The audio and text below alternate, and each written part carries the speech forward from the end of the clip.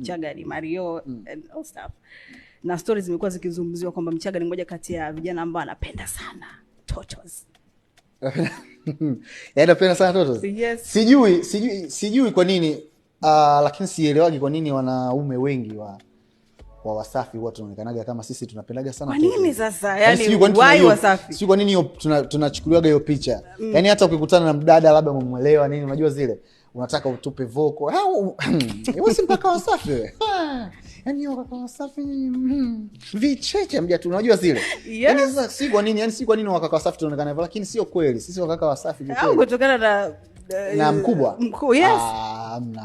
Kutokana na bosi wenu historia yake kuwa na huyu labda wanaichukulia hivyo, lakini sasa mimi siwezi kuadmit hilo. Mbona katulia tu ana ndoa yake. Sasa si zamani ilikuwa hivyo. Labda sijui, labda kwa sababu kama kipindi hicho watu walikuwa wanachukulia hivyo, lakini sisi wakaka Wasafi tu niambie watu kwamba ni wakaka ambao tumetulia jamani. Hatuna shida tukiwa na kwa wadada mnaruhusu. Tukiwa na Mchaga akipitisha pale mistari yake yani sio tena jamani wakaka Wasafi nyinyi hamjatulia vichecha. Hatuko hivyo. Mentality za watu ambazo wamezitengeneza.